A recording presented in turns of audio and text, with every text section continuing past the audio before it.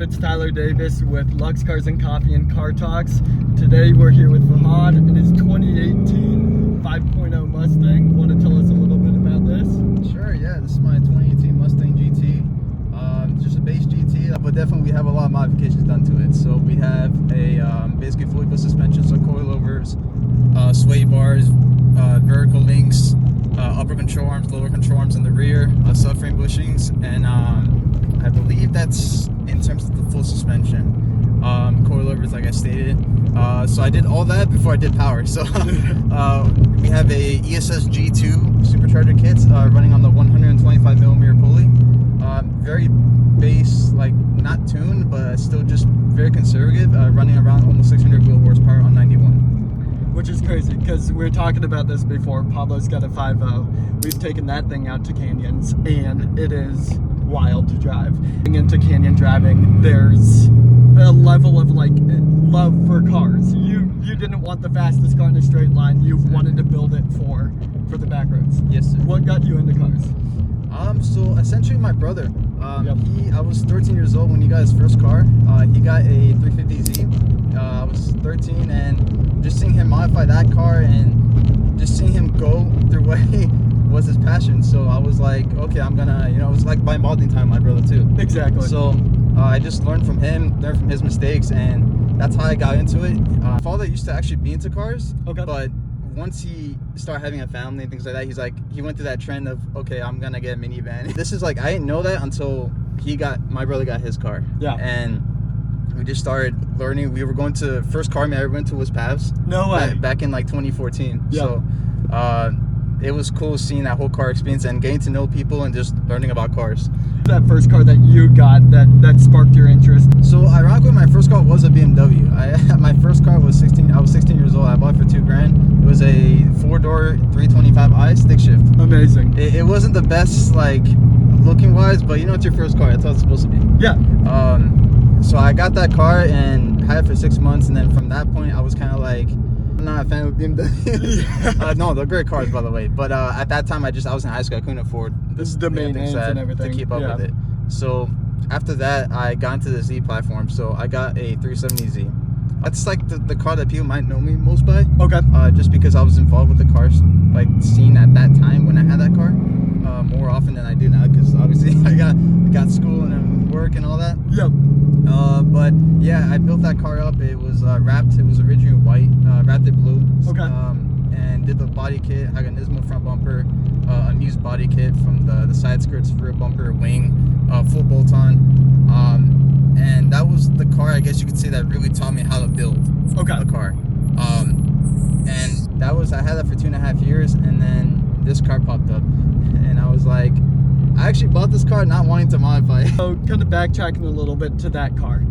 What was the vision with that? Was it just, let's see how much we can modify it, see what I like? Or did you have a similar vision to what you have currently with the back road focused car? So honestly, at that time, I kind of was just doing what I felt was like kind of cool. Yeah. Like I went to that stereotypical like flame map, on the sea. But I think it was more, I wanted a car that looked good but was functional still. I'm not a big fan of like the camber wheels, and that's just my opinion though. But I had like a lowering springs. It wasn't really track set up, but it looked good. Yeah. But I would still take it to like Tortilla Flats and do the canyon drives. Like I was still like learning, so I wanted to learn as like a driver. I did well. Like the car actually never gave me an issue mechanically. I mean, it's a Japanese car. Exactly, yeah. I only mainly sold it because I felt I was at a time where I wanted to like kind of mature. Yeah. So I figured, okay, I'll sell that. And I was looking for a 5.0 at the time. I was actually looking for an older one at the time, like a 2015, 2017. Yep. And then I sold my Z. 2 weeks later, this car popped up on off-road. What was the vision with this car? The vision was to actually keep it stock. Really? That was the vision. That was the vision. And then from there, I think I had the car for 2 months. Okay. And then I think I gave my friend a ride, and he's like, yeah, like it doesn't feel as quick as it should be. And I was like, really? Yeah. So I can change something I was like, about that. That night I bought the intake, I bought the tune at that time, and I was like, I don't know if I made a mistake or if I'm gonna love the car even more now. So Exactly. but ended up, I actually had the car with that same setup with just the exhaust, the intake, and the tune. Yep. For like 3 years before, like actually recently I supercharged the car. I did the Brembo big brake kit. I forgot to mention that. Oh, did you really? Yeah, so the performance pack comes with the Brembo big brake kit. Yep. Because this is the base model, you only get the 4 piston. So I did that whole conversion because I figured if I'm gonna have this much power to go fast, I need to be able to stop quick. Exactly. Charger. What was that like? It sounds like you put it on. You built it yourself. Yeah. Did you have any help from friends, your brother, or was it all you? Yeah. So luckily, one of the guys that works at ESS, I don't believe he works there anymore. Yep. But I knew him from before, and he said if I had any questions to ask him, because he was actually the one who assembled the Supercharger at the warehouse here. Oh, very cool. So he was saying that, yeah, this is the kit. If you want to do this power, this is what you need. Yep. So he was cool enough to recommend me all the parts, and he said, honestly, you can do it yourself. And I was like, all right. I mean, I built cars. I was like, I can probably do it myself. And honestly, it's probably the simplest centrifugal supercharger kit you can do. You give yourself like 8 hours, you can probably get it installed, no problem. That is crazy. And what's the base horsepower on this? The base is like stock is 460. Like so the motor. you're able to bump it up 140 horsepower, give or take. Yeah, like just like that. Should be 700 crank. Like 460 is just to the crank, so it should be even more. Wheel. So I used to have a tune for ethanol on this car. I did dyno it, and it made 476 to the tire, and that was just intake, X pipe, and that E85 tune. Oh wow. So if this car was on E85, I can probably boost it up another 100 wheel. and like you were saying earlier, that the ratio just would be so off. Exactly, That'd be yeah. so much power straight to the rear wheels. Exactly, yeah. So what is your future vision for this car? My future vision, honestly, is kind of to keep it as it is, kind of cleaning up a little bit more, because the front end is kind of messed up from all the rock chips on the Canyon. But I would say doing the oil cooler, I think I mentioned before. Maybe doing some like a fuel system just to be safe, potentially, but in a built transmission. I already broke the transmission once. Did you really? So yeah, I blew it up because I was shifting quick from second to third, and the transmission just did not like it. Yeah, exactly. So, then you have 6 neutrals. Exactly. Yeah, the shift fork broke, so my third and fourth, that did just nothing. It was like neutral.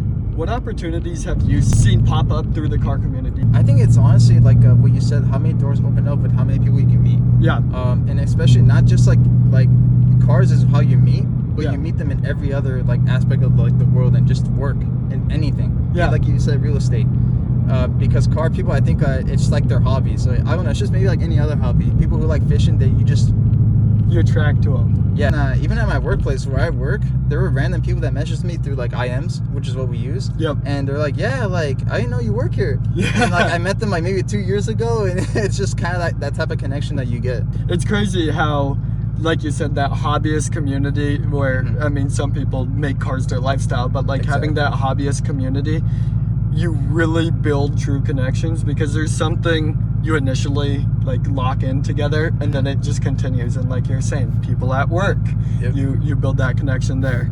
You're talking about meeting people at work. What is it that you do for a work? Because obviously having a car like this isn't cheap, so you have to have something to pay for it. Yeah, definitely. So I actually work for Wells Fargo at the corporate office. I was doing a lot of like my first, after college, I started doing a lot of the payments for auto loans. Mainly like customer service, but payments was mainly what I handled. And actually recently I actually just got promoted.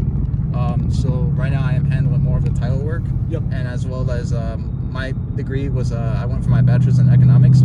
So I did a lot of data analytics for basically like my main study was student loan debt.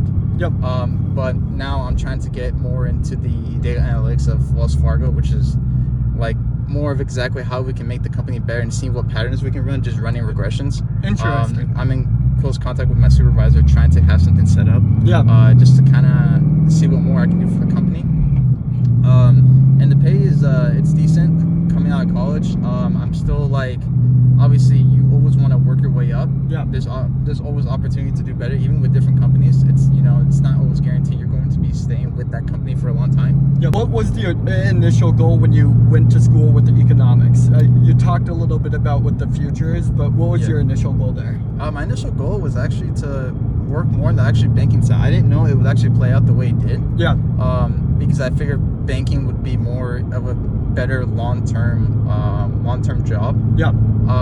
But honestly, I had no idea what I was gonna do. I went for the degree, I got it, and I started applying for jobs. Luckily, I always believe it's good to have close contacts with people in the company that have a better word for you. That's how I got in originally. Not necessarily because of my degree, because technically for my job position, you don't need a degree, but obviously it is much preferred. But that was essentially what got me that foot in the door to that job. The customers can be, here and there, because you're dealing with people's payments, you're dealing with people's money. So they can give you a little bit of trouble sometimes, but in terms of the environment of the people there, I've honestly had nothing but a great time. Amazing. So, and then to finish this off, we're gonna do a new segment. We can call it here the rapid fire questions.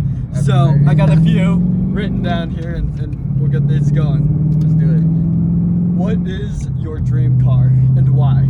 It would definitely be probably the AMG GTS. Like that one. I think that's a very underrated car that people take that don't look at, in my opinion. 100%. Everybody I know who has one or has had one absolutely loves it.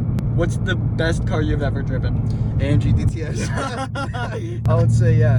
Because I don't know, like that car, like if you compare it to like a GTR, I would say they're like very similar in the price range. But I think people go GTR straight because they want power. Yep. That is, and I'm not gonna lie, that is the power, like platform to build for power. But if you want a car that's like an entry level supercar with minor bolt-ons, you can't beat that car. Exactly. What is your favorite memory that pertains to cars?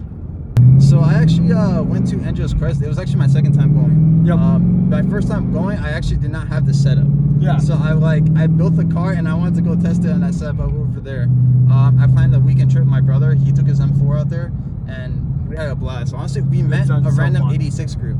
There was like maybe 30 86s up there. Yeah. And people were super cool up there, and they're like, yeah, you came from Arizona, come join us. We went to like a little car meet after with them, and just the environment in California and here, it's just like the car people are very like open and very like welcoming into the community. Exactly. Yeah. Yep.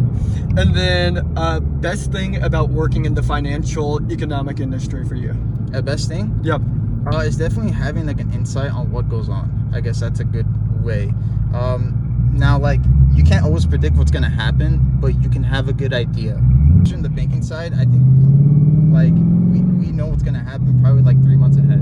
Well, we're in real estate, so you got to give us some tips. Yeah. Give me a call. Hey, something's happening. Last question. What is the best piece of advice you've ever gotten? Have fun, but be very, like, careful with how you're having your fun. Because it's very easy to lose track of the things that you should consider important. I've seen many people, they have their fun for like a good year, but because of their, unfortunately, like their poor decision making in the past, they're paying for it in the long run. Exactly. So I would say have fun, but realistic fun. Yeah, no, that's an amazing way to end off. I really appreciate it, Fahd. And this car's amazing, so I'm definitely excited to see it, and hopefully we'll see it out at the show.